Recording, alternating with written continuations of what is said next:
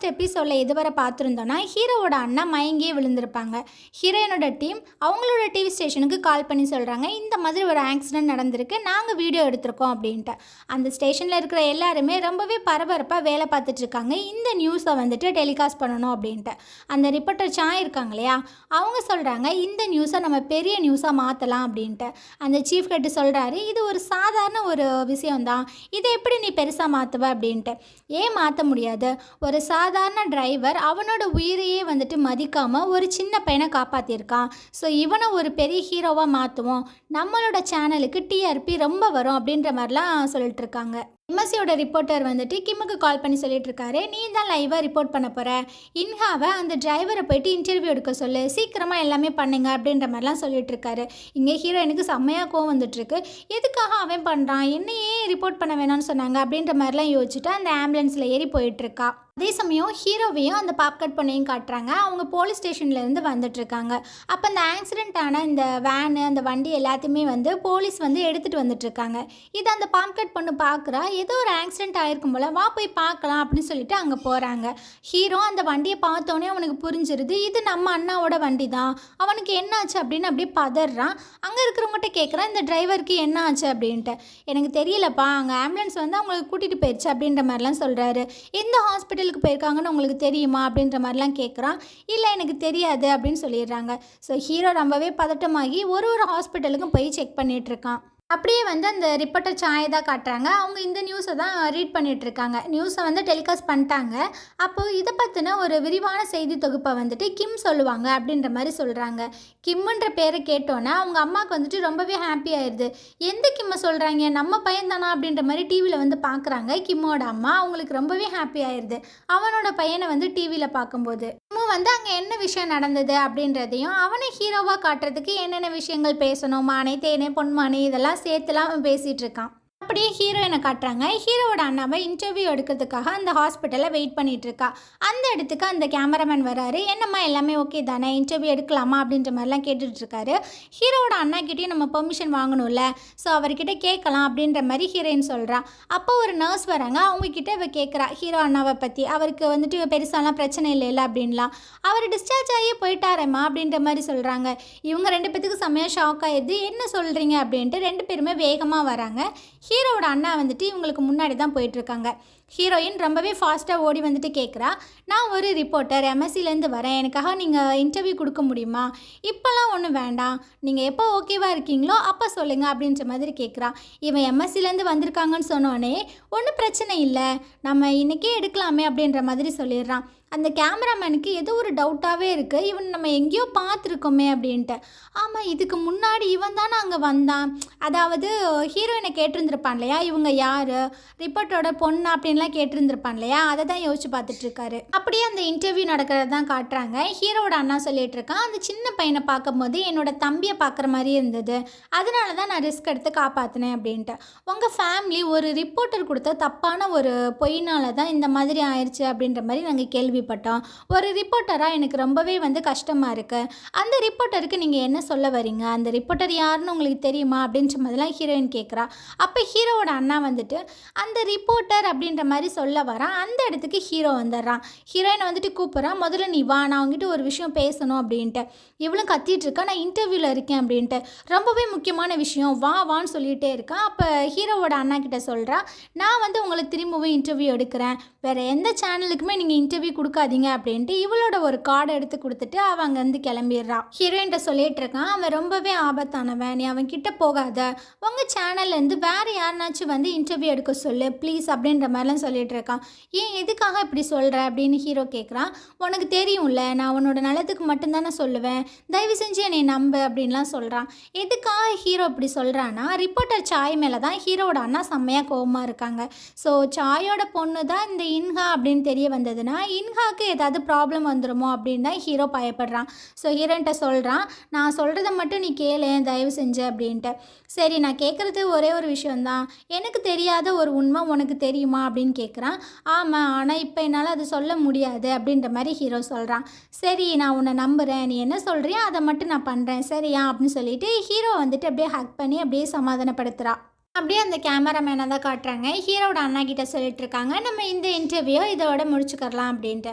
நம்ம மீட் பண்ணி ரொம்ப நாள் ஆச்சுல அப்படின்ற மாதிரி கேட்குறான். இவருக்கு வந்துட்டு அப்படியே பக்குன்னு ஆயிடுது. நீ எதை பற்றி சொல்கிற அப்படின்ட்டு. என்ன மறந்துட்டீங்களா, நீங்கள் தானே 13 வருஷத்துக்கு முன்னாடி அந்த ரிப்போர்ட்டர் சாய்க்கு கேமராமேனாக இருந்தீங்க அப்படின்னு கேட்குறான். இவருக்கு என்ன பதில் சொல்கிறதுனே தெரியல. இந்த சீன் இப்படியே கட் ஆகுது. அப்படியே ஹீரோயினையும் கிம்மையும் காட்டுறாங்க. அவங்க லிஃப்ட்டுக்காக வெயிட் பண்ணிட்டு இருக்காங்க. லிஃப்ட்டோட கதவும் ஓப்பன் ஆகுது. ஆனால் லிஃப்ட் வந்துட்டு ரொம்பவே ஃபுல்லாக இருக்குது. ஹீரோயின் சொல்கிறா, நம்ம வேறு லிஃப்ட்டில் போய்க்கலாம், இங்கே ரொம்பவே கூட்டமாக இருக்குது அப்படின்ட்டு. ஆனால் கிம் என்ன நினைக்கிறான்னு தெரில. ஹீரோயினையும் அவங்க அம்மாவையும் சேர்த்து வைக்கணும்னு நினைக்கிறான் போல்.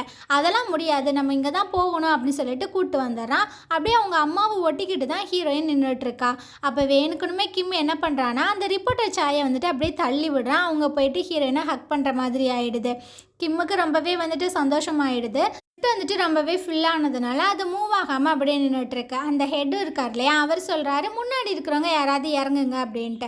அப்போ கிம் சொல்கிறா, நான் வெளியே போகிறேன், நீ வந்துட்டு லிஃப்ட்டில் வா அப்படின்னு சொல்லிட்டு வெளியே வரான். அது மட்டும் இல்லாமல் அந்த ரிப்போர்ட்டர் சாய் இருக்காங்க இல்லையா, அவங்களையும் கையை பிடிச்சி கூப்பிட்டு போகிறான். இவங்களுக்கு ஒன்றுமே புரியலை. டே என்னடா பண்ணுற அப்படின்ற மாதிரி கேட்குறாங்க.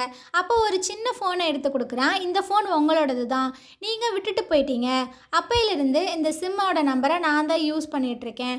உங்களுக்கு வந்த அந்த மெசேஜ் எல்லாத்தையுமே நான் ரீட் பண்ணியிருக்கேன், என்னை மன்னிச்சிடுங்க. ஆனால் இப்போ நீங்கள் இந்த மெசேஜ் எல்லாத்தையுமே உட்காந்து படிங்க ப்ளீஸ் அப்படின்ற மாதிரிலாம் சொல்கிறான். நான் இதுக்காக ரீட் பண்ணணும், என்கிட்ட எதுக்கு இதை கொண்டு வந்து கொடுக்குற அப்படின்ற மாதிரி கேட்குறாங்க. இந்த மெசேஜ் எல்லாத்தையுமே அனுப்புனது இன்ஹா தான். அவள் இன்றைக்கும் நேத்திக்கும் அனுப்பலை. அவள் 13 வருஷமாக பைத்தியக்காரி மாதிரி அமுச்சு விட்டுட்ருக்கா. நீங்கள் தான் இந்த மெசேஜ் எல்லாத்தையுமே ரிசீவ் பண்ணுறீங்க அப்படின்ட்டு. அவளுக்காக நீங்கள் இதை உட்காந்து படிங்க. அவள் எவ்வளோ உங்கள் மேலே அன்பாக இருக்கா அப்படின்றது உங்களுக்கு அப்போ தான் தெரியும் அப்படின்ற மாதிரி சொல்லிட்டு போயிடுறான். இவங்களும் உட்காந்து படிக்கிறாங்க. இவங்களுக்கும் ரொம்பவே வந்துட்டு கஷ்டமாக தான் இருக்குது. இன்ஹாவை யோசிக்கும் போது இவ்வளோ பாசமாக இருக்காளே நம்ம மேலே அப்படின்ட்டு. ஹீரோட அண்ணாவை காட்டுறாங்க. அந்த எம்எஸ்சி ஆஃபீஸுக்கு முன்னாடி வந்து ஒரு பேப்பர் மாதிரி என்னமோ எடுத்துகிட்டு போயிட்டுருக்காரு. இதை அந்த கேமராமேன் பார்க்குறாரு. இவனா திரும்பவும் எதுக்காக வந்தான், அவன் எதை எடுத்துகிட்டு போகிறான் அப்படின்னு சொல்லிட்டு வேகமாக வந்து பார்க்குறாரு. அதில் அந்த ரிப்போர்ட்டர் சாயோட ஃபோட்டோ போட்டு ஒரு நோட்டீஸ் மாதிரி ஒன்று இருக்குது. இதை எதுக்காக அவன் எடுக்க போகிறான், இவன் என்ன பண்ணணும்னு நினைக்கிறானே தெரிலையா அப்படின்னு சொல்லிட்டு ஹீரோயினோட அம்மா கிட்ட போய் சொல்லிட்டு இருக்காரு. இங்கே பாரு, நான் சொல்கிறது கேளு, அவன் உன்னை ஏதோ பண்ணணும்னு நினைக்கிறான், நீ பண்ண ஒரு தப்புக்காக அப்படின்ற மாதிரிலாம் எவ்வளவோ சொல்லிட்டு இருக்காரு. ஆக்சுவலாக என்ன நடந்தது அப்படின்றது நம்மளுக்கு தெரியலை, இனிமே தான் காட்டுவாங்க. இதை வந்துட்டு ஹீரோயினும் கிம்மும் உட்காந்து பார்த்துட்ருக்காங்க. நம்ம ஒழுங்காக ரிப்போர்ட் பண்ணலன்னு தான் அவர் கம்ப்ளைண்ட் பண்ணிகிட்ருக்காரு அப்படின்ற மாதிரி ஹீரோயின் சொல்லிட்டு இருக்காங்க. நீ வாயை மூடுறியா, எனக்கு எல்லாமே தெரியும், சும்மா என்னை வந்து பயமுறுத்துகிற வேலை வச்சுக்காத அப்படின்னு சொல்லிட்டு ஹீரோயினோட அம்மா அங்கேருந்து எழுந்து வந்து ஹீரோயின் கிட்ட உட்காந்துக்கிறாங்க. ஹீரோயினுக்கும் செம்மையாக ஹாப்பி ஆயிடுது. நம்ம அம்மா நம்ம கூட வந்து லஞ்சு சாப்பிட்றாங்க அப்படின்னு சொல்லிட்டு. அப்படியே ஹீரோவை காட்டுறாங்க. அவங்க அப்பாவோட திங்ஸ் எல்லாத்தையுமே ஒரு இடத்துல வச்சுருப்பாங்க போல. அங்கே போய்ட்டு ரொம்பவே ஃபீல் பண்ணிட்டு நின்றுட்டுருக்கான். அந்த இடத்துக்கு ஹீரோவோட அண்ணா வந்துடுறாங்க. எதுக்காக நீங்கள் வந்திருக்க அப்படின்னு கேட்குறாங்க. எனக்கு ஒரு இன்டர்வியூ கொடுங்க அப்படின்ற மாதிரி கேட்குறான். நான் தான் அன்றைக்கே சொல்லிட்டேன்ல, நான் ஒன்லி எம்எஸ்சிக்கு மட்டும்தான் நான் இன்டர்வியூ கொடுப்பேன் அப்படின்ற மாதிரிலாம் சொல்கிறாங்க. சரி, நீங்கள் எனக்கு ஒரே ஒரு விஷயம் மட்டும் சொல்லுங்கள், உங்களுக்கு நடந்த அந்த அநியாயத்துக்காக அந்த ரிப்போர்ட்டரை நீங்கள் பழி வாங்கணும்னு தானே நினைக்கிறீங்க அப்படின்ற மாதிரி டைரெக்டாகவே கேட்டுறான். இவனை வந்துட்டு ஆமாம் இப்போ என்ன பண்ண போகிற அப்படின்ற மாதிரி சொல்லிவிட்டு அவன் பக்கம் வரான். ஹீரோ வந்துட்டு ஃபோனில் ரெக்கார்ட் பண்ணிகிட்டு இருக்கான் போல். அது அவனுக்கு தெரிஞ்சிருக்கும் போல். அந்த ஃபோனையும் பிடிங்கிட்டு வந்துடுறான். இந்த மாதிரிலாம் பண்ணிகிட்ருக்காத அப்படின்ட்டு. வர வழியிலேயே ஹீரோவோட ஃபோனை ஒரு நெருப்பு எரிஞ்சிட்ருக்கான். அதில் போட்டுட்டு அவன் வாட்டில் போயிடுறான். ஆனால் ஹீரோ வந்துட்டு ஒரு ஆடியோ ரெக்கார்டர் ஒன்று அந்த டையில் தான் செட் பண்ணிட்டு வந்திருப்பான் போல். அதையே வந்துட்டு ப்ளே பண்ணி கேட்டுட்ருக்கான். இந்த கேமராமேனை காட்டுறாங்க. அவருக்கு ரொம்பவே குழப்பமாக இருக்கும் போல். அப்போ இன்ஹா வந்து அந்த சைடு போயிட்டுருப்பாங்க. அப்போ இன்ஹாவை கூப்பிட்றாரு. இங்கே வா, நான் ஒரு விஷயம் சொல்லணும் அப்படின்ட்டு. இவனும் என்ன அப்படின்ற மாதிரி கேட்குறாங்க. நீ உட்காரு அப்படின்னு சொல்லிட்டு ஒரு வீடியோ ஒன்று ப்ளே பண்ணுறாரு. அதில் ஹீரோவோட அண்ணா சின்ன வயசில் வந்துட்டு இன்டர்வியூ கொடுத்துருக்காங்க இந்த ரிப்போர்ட்டர் சாய் கிட்ட. எங்கள் அப்பா எந்த ஒரு தப்புமே பண்ணலை, எங்கள் அப்பாவும் வந்துட்டு அதில் இறந்து தான் போயிருக்காரு அப்படின்ற மாதிரிலாம் சொல்லிகிட்டு இருக்கான். இதை நான் நம்பவா, ஒரு பினோக்கியா வந்து சாட்சி சொல்லியிருக்காங்க அப்படின்னு. நான் அந்த பினோக்கியா வந்துட்டு நம்பலை, நான் எங்கள் அப்பாவை நம்புகிறேன் அப்படின்ற மாதிரி சொல்லிட்டு கத்திட்டு இருப்பான். ஸோ இந்த இன்டர்வியூவை தான் காமிச்சிட்ருக்காங்க. இதில் என்ன இப்படிலாம் இருக்குது அப்படின்னு ஹீரோயின் சொல்லிட்டு இருக்கா. இதுக்கு அப்புறம் தான் ஒரு சம்பவமே நடந்துச்சு அப்படின்னு ஒரு விஷயத்த சொல்ல ஆரம்பிக்கிறாரு. இந்த இன்டர்வியூ முடிச்சுட்டு 2 பேருமே வந்துட்டுருக்காங்க. அப்போ அந்த கேமராமேன் சொல்கிறாரு, இந்த இன்டர்வியூ எதுக்கு தேவைப்படுமா அப்படின்னு அப்படின்ட்டு. ஆமாம், கண்டிப்பாக தேவைப்படும். லாஸ்ட் போர்ஷனில் இவன் ரொம்பவே கத்துனான் தெரியுமா, எங்கள் அப்பா உயிரோட தான் இருப்பார் அப்படின்னு. அதை மட்டும் அப்படியே கட் பண்ணி எடு, இதை நம்ம வைரலாக்கி விடுவோம் அப்படின்ற மாதிரி சொல்லியிருந்திருப்பாங்க. இதை வந்துட்டு இவனும் கேட்டுட்டு இருந்திருப்பான். ஹீரோ அண்ணா அவனுக்கு செம்மையாக கோவம் வந்துடுது. அவங்களோட சட்டையை பிடிச்சிட்டு அப்படியே கத்திட்டு இருக்கான், எதுக்காக நீ இப்படிலாம் பண்ணிட்டு இருக்க அப்படின்ட்டு. அப்போ வந்துட்டு அந்த கேமராமேன் கத்துவான், யாராவது வாங்க காப்பாற்றுங்கன்னு சொல்லிட்டு. இந்த அம்மா என்ன பண்ணிடும்னா போலீஸ்க்கு வந்துட்டு கால் பண்ணி போட்டு கொடுத்துரும், இந்த மாதிரி அவன் என்னை வந்து ட்ராஃபியை வச்சு கொலை பண்ண வந்துட்டான் அப்படின்ட்டு. அவனை வந்துட்டு அப்படியே அரெஸ்ட் பண்ணி கூப்பிட்டு போகிறாங்க. இந்த கேமராமேன் திட்டுறாரு, நீ ரொம்பவே தப்பு பண்ணுற, உனக்கு இது தப்பாக தெரியலையா, அவன் உன்னை அட்டாக் பண்ணவே வரலையா அப்படின்னு சொல்லிட்டு. உனக்கு எனக்கு மட்டும்தானே தெரியும், பேசாமல் இரு அப்படின்னு சொல்லிடுறாங்க. எங்கள் அப்பா உயிரோடு இருந்தால் எனக்கு சந்தோஷம்தான் அப்படின்ற மாதிரி தான் அவன் சொன்னான். ஆனால் அதை வந்துட்டு அப்படியே கட் பண்ணி உங்கள் அம்மா எடிட் பண்ண சொல்லிட்டாங்க. அது மட்டும் இல்லாமல் அவன் வந்துட்டு அவன் சட்டையை பிடிச்சி தான் அவன் கத்திட்டு இருந்தான், எதுக்காக இப்படி பண்ணுறீங்க அப்படின்ட்டு. ஆனால் அவன் வந்துட்டு கொலை பண்ண தான் வந்திருக்கான் அப்படின்னு போலீஸ்கிட்ட தப்பாக சொல்லிட்டாங்க. இதனால நைட்டு ஃபுல்லாக அவனை அந்த போலீஸ் ஸ்டேஷன்லேயே வச்சுருந்துட்டாங்க. அந்த நைட்டு தான் அவனோட அம்மாவும் தம்பியும் வந்துட்டு சூசைட் பண்ணிக்கிட்டாங்க. ஒருவேளை அவன் அந்த போலீஸ் ஸ்டேஷனில் இல்லாமல் அவங்க கூட இருந்திருந்தானா அவங்க 2 பேர்த்தையுமே காப்பாற்றிருந்திருப்பான் அப்படின்ற மாதிரிலாம் சொல்கிறாங்க. ஹீரோயினுக்கு வந்துட்டு முடியலை, என்ன இப்படி இருக்காங்களே அப்படின்னு சொல்லிட்டு. அப்போ ஹீரோயின் கேட்குறான், இது எங்கள் அம்மாவுக்கு தெரியுமா அப்படின்ட்டு. ஆமாம், அவங்க அம்மாவுக்கும் தெரியும். மார்னிங் அவங்க அம்மாவும் தம்பியும் சூசைட் பண்ண அந்த இடத்துக்காக நாங்கள் போயிருந்தோம். அதில் அந்த பையனோட ஷூ மட்டும்தான் இருந்தது. அதை பார்த்து அவன் ரொம்பவே கதறி அழுதுட்டு இருந்தான். அப்போ உங்கள் அம்மா அந்த ஷூவையும் அந்த கடற்கரையும் சேர்த்து கவர் பண்ணுங்க அப்படின்ற மாதிரி சொன்னான். இதை கேட்ட அந்த பையன் ரொம்பவே டென்ஷன் ஆகி கத்திட்டு இருந்தான். இன்னைக்கு நைட்டு மட்டும் நான் எங்கள் அம்மாவோடையும் தம்பி கூடயும் இருந்திருந்தேன்னா அவங்க இந்நேரம் உயிரோடு இருந்திருப்பாங்க அப்படின்ட்டு. இல்லை, அப்படி நடந்திருக்காது, நீயும் அவங்களோட சேர்ந்து செத்து போயிருப்ப, நான் தான் உன்னை காப்பாற்றிருக்கேன் அப்படின்னு மனசாட்சியே இல்லாமல் அவங்க அம்மா போய் சொன்னாங்க அப்படின்ற மாதிரிலாம் சொல்கிறாங்க. அதுக்காகவே நான் ஒரு நாள் இல்லை ஒரு நாள் உன்னை நான் கொலை பண்ணாமல் விடவே மாட்டேன் அப்படின்ற மாதிரி கத்துனா அப்படின்ற மாதிரிலாம் சொல்லிட்டு இருக்காங்க. அப்படியே ஹீரோயினை பார்க்குறாரு. ஹீரோயின் வந்து அப்படியே கதறி கதறி அழுதுட்டுருக்கா. அவளுக்கு வந்துட்டு ரொம்பவே டென்ஷன் ஆகுது. அப்போ யதார்த்தமாக அந்த ஷூவை பார்க்குறான். இந்த ஷூ யாரோடது, அந்த தம்பியோடதா அப்படின்ற மாதிரி கேட்குறான். ஆமாம் அப்படின்ற மாதிரி சொல்கிறான். இதே மாதிரியான ஒரு ஷூவை ஹீரோயின் வந்து அவளோட வீட்டில் பார்த்துருப்பா. இல்லை, இது நடக்கக்கூடாது, இப்படி இருக்கக்கூடாது அப்படின்ற மாதிரிலாம் சொல்லிட்டு அங்கேருந்து வேகமாக கிளம்புறா. நேராக வீட்டுக்கு தான் வரா. அந்த ஷூவை போய் தேடி பார்க்குறான். அந்த ஷூவும் அங்கே இருக்கு. ஸ்ட்ரெயிட்டாக தாத்தா கிட்ட போயிட்டு கேட்குறான், தாத்தா இது யாரோடது அப்படின்ட்டு. இது உன்னோட சித்தப்பாவோடது தான், அந்த சுனாமியில் அடிச்சுட்டு வரும்போது இந்த ஷூவும் சேர்ந்து தான் வந்தது அப்படின்ட்டு. ஹீரோயினுக்கு என்ன பண்ணுறதுன்னு தெரில. இன்றைக்கி என்ன ஆச்சரியமாக இருக்குது, ட்ரைனிங்லேருந்து நீங்கள் 2 பேருமே வர மாட்டேன்னு நினச்சேன், ஃபஸ்ட்டு டால்போ வந்தான், இப்போ நீ வந்திருக்க அப்படின்ட்டு. என்ன சொல்கிறீங்க, டால்போ வந்தானா, எங்கே போயிருக்கான் அப்படின்ற மாதிரி கேட்குறா. அவன் மாடிக்கு போனாமா, எதுவும் பிரச்சனையா அப்படின்ற மாதிரி கேட்குறாரு. இல்லை தாத்தா அப்படின்னு சொல்லிட்டு இவள் லிஃப்ட்டுக்கு வரா. லிஃப்ட்டில் இருக்கும் போது தான் யோசிச்சு பார்க்குறா. ஹீரோ வந்து சொல்லியிருந்திருப்பான் இல்லையா ஸ்கூல் படிக்கும்போது, என்னை ஏன் எதிரி மாதிரி பார்க்குற அப்படின்னு ஹீரோயின் கேட்டிருந்திருப்பா.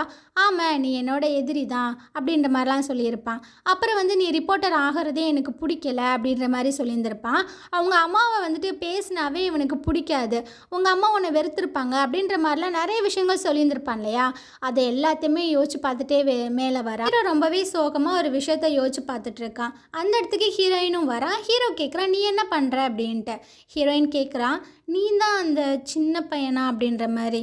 இவனும் பார்க்குறான், உனக்கு எப்படி தெரியும் அப்படின்ட்டு. அப்போ ஹீரோயினுக்கு வந்துட்டு என்ன பண்ணுறதுன்னு தெரில, அப்படி கதறி கதறி அழுக ஆரம்பிக்கிறான். ஸோ இந்த இடத்துல இந்த எபிசோடு முடியுது. அவளோட அம்மா தான் ஹீரோவோட குடும்பம் அழியறதுக்கே காரணமாக இருந்திருக்காங்க அப்படின்ற விஷயம் ஹீரோயினுக்கு தெரிய வந்திருக்கு. ஸோ இதுக்கப்புறமா ஹீரோயின் என்ன பண்ண போகிறா அப்படின்ற விஷயங்கள் எல்லாத்தையுமே நம்ம அடுத்தடுத்து பார்க்கலாம். இந்த ட்ராமா உங்களுக்கு பிடிச்சிருந்தது அப்படின்னா கண்டிப்பாக நம்ம சேனலுக்கு சப்போர்ட் பண்ணுங்கள். தேங்க்யூ.